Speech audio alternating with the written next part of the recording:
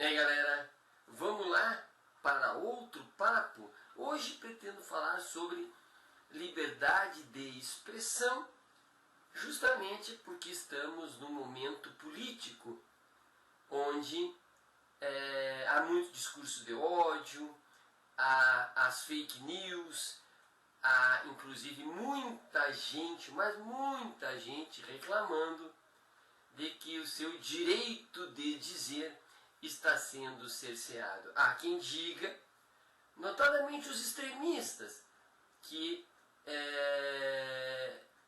eles estão sendo cerceados porque, abre aspas, tudo aquilo, fecha aspas, que eles dizem está sendo criminalizado. E é possível discernir, é imperioso discernir os conceitos, o que é liberdade, o que é expressão, enfim, o que pode e o que não pode. Quem me acompanha sabe que eu adoro criar situações imaginárias para, a partir dali, didaticamente, fazer as minhas observações. Neste caso, eu fiquei imaginando, para a nossa conversa de hoje, a situação de um indivíduo que está caminhando em uma calçada, um transeunte qualquer. Ele está andando pela calçada entre outras pessoas, porque afinal de contas, a liberdade de ir e de vir é garantida. E portanto, ele está conduzindo o seu corpo nas vias, nas calçadas. Só que repentinamente, imaginemos que ele abre os braços, e o fato de abrir os braços faz com que os seus membros colidam com as outras pessoas. Portanto, ele acaba perturbando as pessoas, porque bate numa, empurra outra, impede a locomoção das outras pessoas com a fluidez normal, ou seja, ele se torna um empecilho para a normalidade. Entendida a normalidade, usufruto do direito dele de vir de todos com um mínimo de fluidez necessária para a pacificação, a normalidade, enfim. Vamos imaginar que a autoridade policial, ou quiçá a autoridade judiciária, venha a interpelar este cidadão, procurando saber, afinal de contas, o porquê dele abrir os braços e, portanto, provocar toda aquela confusão, né? Alguém poderá estar pensando, mas ao ser interpelado, o direito de ir e de vir dessa pessoa está sendo questionado? No meu exemplo, evidentemente que não. O que está sendo questionado é o excesso. Busca-se, ao questionar a pessoa deste porquê dos braços abertos, saber a imputabilidade dela, saber se ela é responsável por aquele movimento de abertura dos braços. Saber, através da intenção dessa pessoa, se houve dolo. Afinal de contas, culpa ela tem.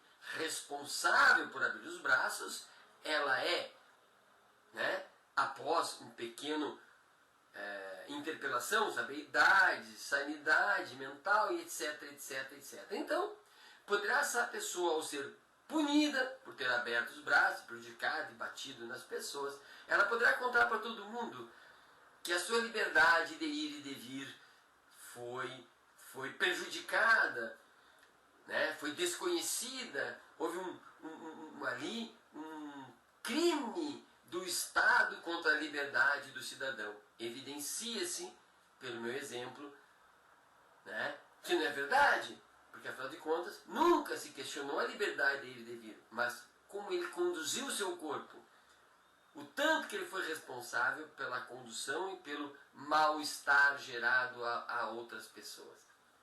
Legal? Pois bem, o direito à expressão é mais ou menos esse imaginário que eu criei para a gente poder pensar a questão, né? Quando se questiona os limites da liberdade de expressão, não se está questionando a liberdade. É evidente que todos nós somos livres para nos expressar. Inclusive, antecipadamente, nós não podemos ser proibidos de nos expressar. Né? Não existe a censura prévia, né? Imaginando que eu direi algo, farei algo, mostrarei algo amanhã, estou proibido hoje.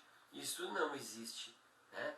Em função do respeito a esta liberdade para eu poder me expressar. Entretanto, o que farei com isso é que estará sob o crivo da sociedade e do Estado. Quantas pessoas eu prejudicarei? O quanto eu prejudicarei? E se prejudiquei, foi justo por algum motivo? Existia o bem jurídico X que para protegê-lo eu tive que fazer, dizer, mostrar isto ou aquilo? Há que se pesar as circunstâncias, há que se questionar o transeunte, a pessoa que caminha pela liberdade de expressão, para entender a imputabilidade, para entender a responsabilidade, para entender dolo, culpa, enfim, para entender o que está acontecendo, para sopesar as intenções e os bens jurídicos que estão envolvidos nesta situação quando a pessoa vai expressar. Lembremos que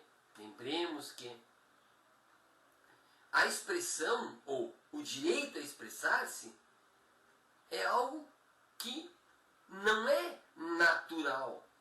Talvez expressar, de certa forma, até seja. Assim que aprendemos a falar, a ter linguagem, língua, a gente se expressa. Mas o direito à expressão é muito além disso. Porque se eu falo, eu exijo que o Estado me ouça. Eu exijo que o jornal me ouça. Repito o que eu disse com exatidão. É preciso que eu, ao dizer, seja respeitado, não seja agredido. Né? É importante que eu seja ouvido em determinadas circunstâncias. É fundamental que eu seja ouvido. Então, percebam que é muito além de um mero falar, né? Sendo que a expressão não é só falar, né? A expressão é corpo, é canto, é dança, é escrever, é obra de arte, é pintura, é expressão científica, artística, filosófica, sociológica, enfim.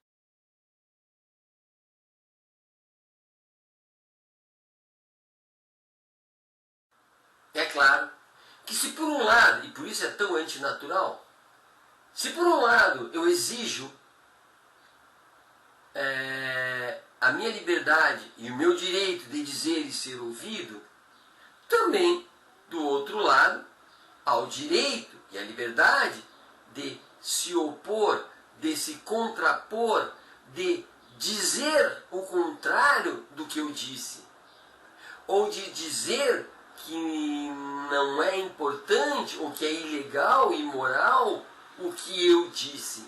Portanto, de um lado eu tenho um direito de ação e de outro lado de oposição.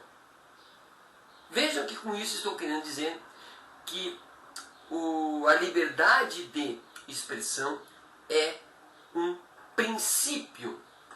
Quando eu digo princípio, eu quero dizer que é um norte, que é uma predisposição para interpretar as normas vigentes para que a realidade fique bem adequada a essa norma. Ou seja, após inúmeros estudos jurídicos, após a história da humanidade, a história da sociedade, nos levaram a um patamar civilizatório que nos permite lidar com a liberdade de se expressar, é preciso agora que interpretemos a lei a favor da liberdade de expressão. Mas a favor da liberdade de expressão não a torna, dizer que ela não a torna uma norma absoluta, porque ela precisa respeitar, ou faz parte da própria liberdade de expressão, o respeito à dignidade humana, tanto a minha como quem se expressa, quanto a do outro que poderá ser vítima desta minha expressão. Eu não posso ir contra a dignidade humana. Eu não posso abrir os braços nas calçadas das falas e das expressões para ir machucando as pessoas simplesmente porque eu quero. Se eu me expressar de maneira a colidir com os direitos da personalidade, Código Civil, né, do artigo 11 ao 21, né, eu terei uma responsabilização. Se eu agir de maneira a prejudicar a dignidade da pessoa humana, nós temos a Constituição que a garante.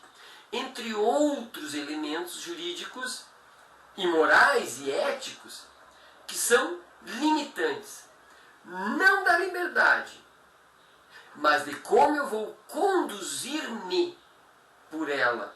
Como vou conduzir-me por ela em relação aos outros. Porque eu, sozinho, numa rua sozinho, eu posso me conduzir como eu quero, se não há ninguém vendo, se não há ninguém me percebendo. Eu posso andar nu, de cabeça para baixo. Mas se há pessoas, o crivo da sociedade, o crivo do Estado, o crivo da moralidade, da eticidade e das questões jurídicas, se apropriam daquele momento e passam a observá-lo, como esta câmera me faz agora. Fico observando para avaliar a minha conduta e limitar a minha conduta, não a minha liberdade. Percebam? A minha liberdade é sempre a mesma. A minha conduta é limitada. Eu não posso afrontar a normalidade do Estado. Eu não posso afrontar a legalidade, Código Civil, Código Penal. Não posso afrontar a humanidade do humano ao dizer o que eu quero dizer, pintar o que eu quero pintar, usar meu corpo como eu quero usá-lo. Eu sou livre, desde que eu não faça, não tenha atitudes que contrariem as boas relações entre as pessoas, entre elas, e delas comigo, e eu com elas, e nós todos com o Estado.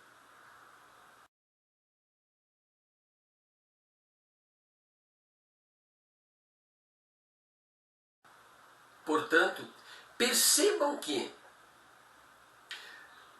quando o juiz, quando o Estado tem que decidir se aquilo que eu disse, se aquilo que eu expressei afronta a legalidade, afronta a moralidade, afronta a eticidade, aqui é uma questão muito complexa. Não há como dizer de antemão que o juiz dirá isso ou dirá aquilo, porque ele está sob o auspício do princípio da liberdade da expressão que vai orientá-lo para a interpretação da lei de acordo com a realidade do fato. E como há muitos elementos envolvidos, Código Civil, Código Penal, questões religiosas, questões raciais, questões étnicas, espaço, tempo, como foi, aonde foi, por que foi, quais as intenções, acaba que há um espaço grande para exegese, para a interpretação. Portanto, quando se vai, como eu, em frente à câmera, expressar-se, é preciso que tenhamos o cuidado para perceber a complexidade e nunca imaginar que a liberdade é absoluta. Eu, quando estou falando algo, eu fico imaginando, se eu fosse a vítima do que eu falo, se eu fosse o objeto de que eu falo, como eu me sentiria? Se em mim soar, né, aquele sininho que diz, olha, vai dar problema, tu se sentiria magoado, tu se sentirias ofendido. Se isso acontecer, existe o sinal amarelo que está apontando para um possível uma possível infração da normalidade, da legalidade, da moralidade, da cidade, da legalidade, enfim. E acendendo o sinal amarelo, há que pararmos, refletirmos e talvez manter o conteúdo da fala, mas mudando a forma, quem sabe, sendo menos agressivo, menos ofensivo, em algumas situações calando. Quando eu devo calar-me?